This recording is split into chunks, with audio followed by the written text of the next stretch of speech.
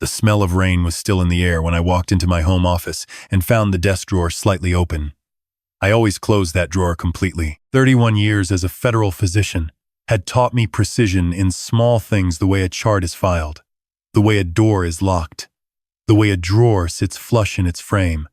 My son knew that about me. My daughter-in-law did not. I stood there for a long moment, my hand resting on the edge of the mahogany desk. My late wife Eleanor had picked out for me the year I opened my private practice in Dayton, Ohio. I didn't touch the drawer. I just looked at it. The way I used to look at a patient's chart when something didn't add up, that particular stillness that comes before you understand something you don't want to understand.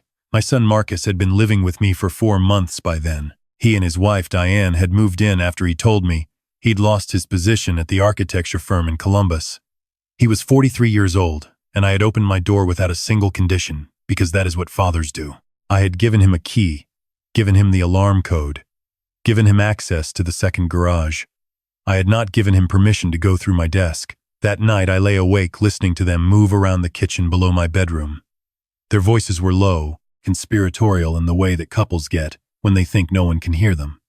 I caught fragments: the word attorney, the word assets, once the phrase "before he figures it out." I told myself I was mishearing. I told myself that a man alone in a house at 68 years old starts to imagine things in the dark. But the drawer had been open, and I did not imagine that. The idea came to me the following Tuesday, when my old colleague Raymond called to ask if I wanted to join him at his cabin up in Lake Erie for a few weeks. Raymond had been my closest friend since our residency together in 1981. He'd retired 2 years before me and spent most of his time fishing and reading history books. I almost said no. Then I said yes, but not in the way Raymond understood. I told Marcus and Diane I'd be gone for 3 weeks. I made it a production, packed a large suitcase, talked at dinner about the bass fishing, mentioned I wouldn't have reliable cell service at the cabin. Marcus nodded at all the right places. Diane smiled the way she always smiled at me, which was with her mouth only. I had never been able to read Diane's eyes in 4 years of knowing her. What I actually did was this. I drove to Raymond's cabin, spent 1 night there, and told Raymond everything. He looked at me over his coffee cup for a long time. Then he said, "What do you need from me?" Raymond is that kind of man. I drove back to Dayton the next morning and checked into a Marriott 6 blocks from my own house. I paid cash for the first night, then switched to a card in Raymond's name that he'd lent me without asking why. I rented a gray Honda Civic at an agency across town. I wore a baseball cap and reading glasses I bought at a Walgreens.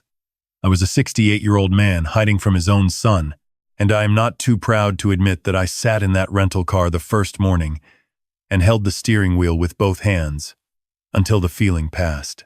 Then I drove to the end of my street, and I began to watch. The first 3 days were quiet.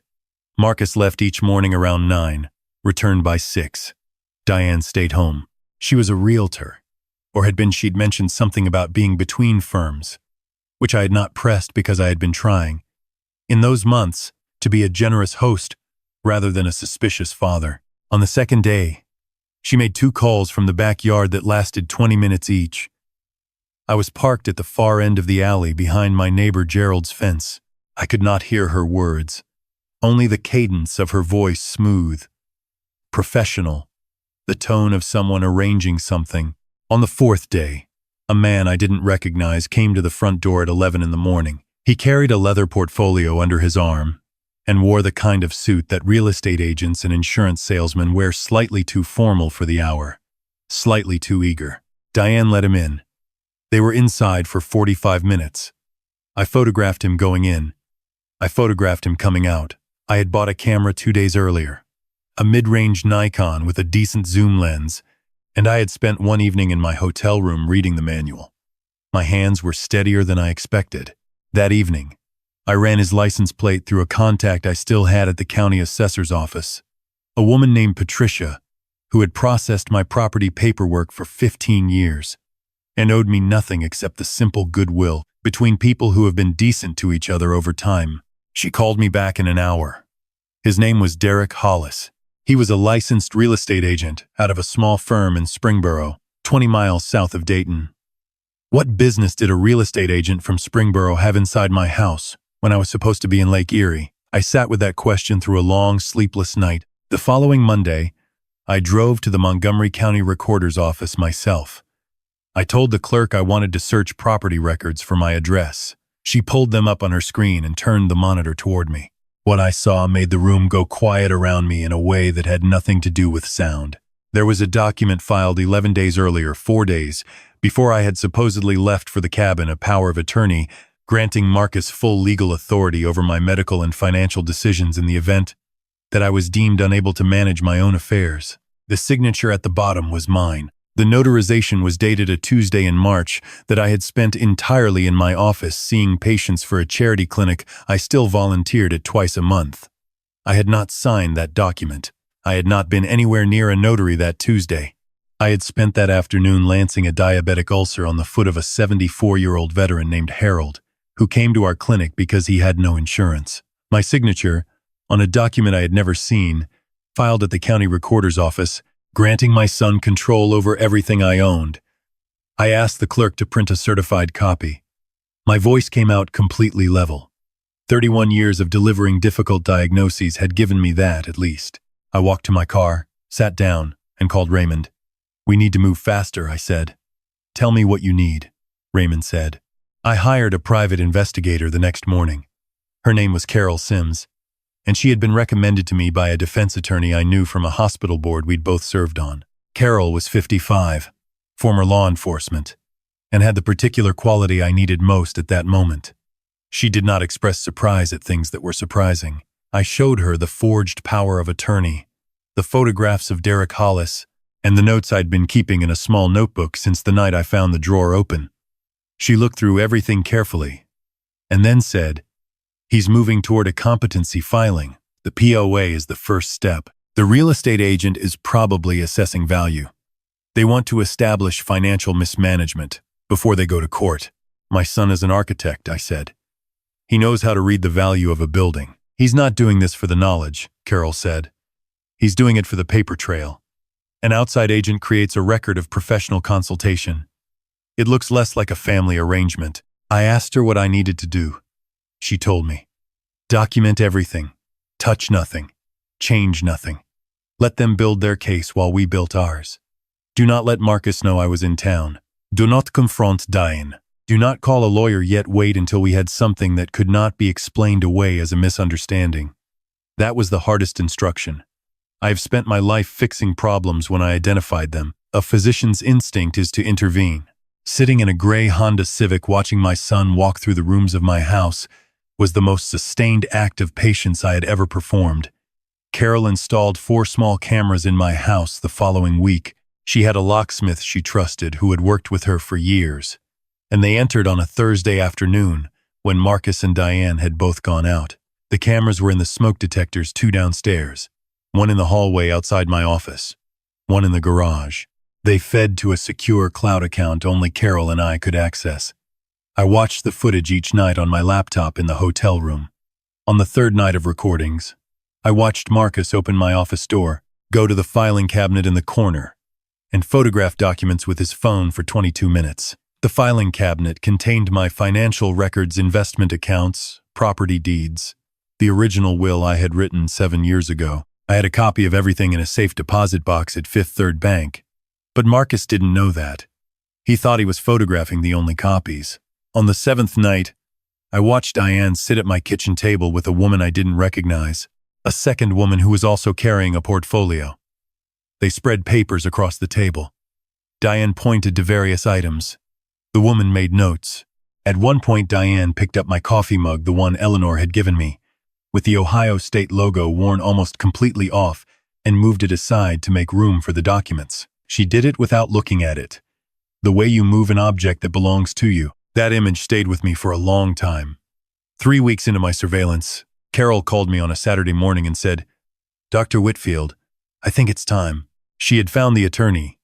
His name was Gary Patton, and he had a small practice in Kettering that specialized in, as his website described it, elder law and estate planning. Gary Patton had filed 17 competency petitions in the past 4 years. He had a relationship with a specific court-appointed evaluator named Dr. Feldstein, who had recommended guardianship in 14 of those 17 cases. Carol had obtained, through means she described only as professional, a draft petition that Patton had prepared. It listed my name. It cited concerns about financial decision-making and observed periods of confusion as the basis for requesting a mental competency evaluation. I had never experienced a period of confusion. I saw 12 patients a month at the volunteer clinic and had not misdiagnosed a single one. I read 2 medical journals a week. I did the New York Times crossword puzzle in ink. The petition also cited a supporting declaration from Marcus, my son, who had moved into my home because I had opened my door to him without condition, stating that he had witnessed me becoming increasingly disoriented and expressing irrational concerns about financial matters. I read that declaration 3 times. I was looking for the son I had raised in those sentences, and I could not find him. I called my own attorney that afternoon. Her name is Ellen Marsh, and she has handled my legal affairs for 19 years. I drove to her office on a Sunday she came in because I asked her to, because that is the kind of relationship you build over 19 years. I laid everything on her conference table: the forged power of attorney, the camera footage, Carol's documented records of Derek Hollis's visits, the draft competency petition, the financial records Marcus had photographed. Ellen looked at it all for 45 minutes without speaking. Then she looked at me and said, "How long have you known about this?"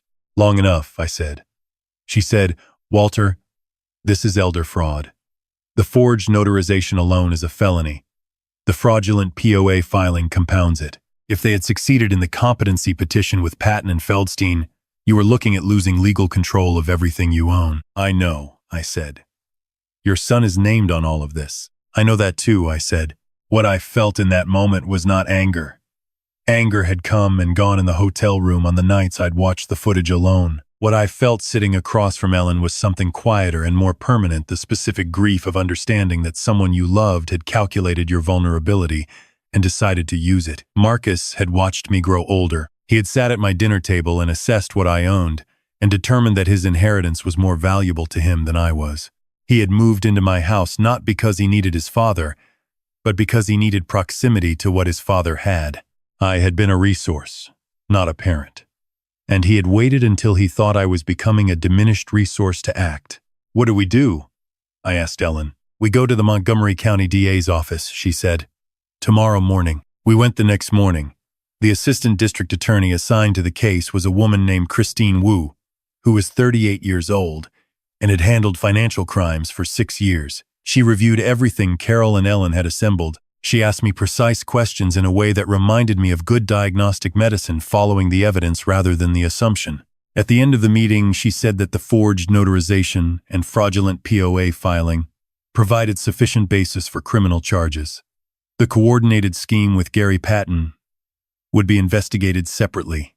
She asked me if I wanted to be the one to tell my son. I said I did not want to be the one to tell him. I asked her to proceed however she needed to proceed. Marcus and Diane were arrested on a Wednesday afternoon. Carol had advised me not to be anywhere near my house when it happened, and I followed that advice. I was sitting in a diner 3 miles away, eating a grilled cheese sandwich when my phone showed me a notification from the camera system. 2 Montgomery County Sheriff's vehicles were parked in my driveway. I finished the sandwich. I paid the check. I drove back to the hotel and sat by the window for a very long time. I moved back into my house the following Friday. I had been gone, really gone, even if not in the way Marcus believed, for nearly 5 weeks. The house had been searched by investigators and then sealed and released back to me. It smelled different, the way spaces smell when strangers have been through them. I opened all the windows even though it was cool outside. The trial took 14 months. I am not going to detail the testimony in the way that makes for dramatic storytelling, because the truth is that courtrooms are slow and procedural and deeply unglamorous. What I will say is that the evidence Carol and I had gathered was thorough enough that Marcus's defense had very little room to work with. The forged notarization was traced to a woman in Diane's professional network who had agreed to stamp the document without witnessing my signature. Gary Patton was separately disbarred and is facing his own criminal referral. Dr. Feldstein is under investigation by the State Medical Board. Marcus received 28 months. Diane received 18. The judge, in her sentencing statement, noted the particular severity of exploiting a trusting family relationship and the premeditated nature of the document forgery. I sat in the second row and listened to the sentencing with my hands folded in my lap. Raymond sat beside me. He had driven down from Lake Erie the night before and had not said much, which was exactly right. When it was over and we were standing on the courthouse steps in the November air, Raymond said, "How do you feel?" I thought about that for a moment. The honest answer was complicated. "I feel like a man who checked his own drawer," I said. Raymond nodded slowly, the way he does when he understands something completely. I want to say something to anyone watching this who is older, who has adult children living with them, who has ever felt that particular discomfort of not being able to trust what you are sensing. The discomfort is information. A drawer slightly open is information. The wrong tone in a hushed conversation is information. You have spent decades learning to read the world accurately. Do not let anyone, not even someone you love, not even someone whose childhood you remember, persuade you that your accurate reading of the world is a symptom. I made one decision in this story that I want you to remember. I did not react. I documented. There is a version of events where I confronted Marcus that first night, where I let my anger speak before my evidence was ready, where I gave him the opportunity to deny and destroy and adjust. In that version, I likely lose. The forged document stands. The competency petition proceeds. A court-appointed evaluator meets with me while I am furious and sleep-deprived and desperate and decides I seem agitated and confused. Instead, I waited. I gathered. I let them finish building the trap, and then I showed the trap to the people who could dismantle it properly. That is not a natural instinct for a man who spent 31 years intervening. It was the hardest thing I have ever done, but it was the right thing. The house still smells like Eleanor's garden in the summer when the windows are open. I still use the Ohio State mug in the mornings. Marcus knows where I live, and when he is released, I will not pretend to know how I will feel about that. Some things do not resolve. Some losses do not become lessons. They simply become part of the shape of your life, and you carry them forward. But the drawer is closed, and I know, now, that I am the one who closed it.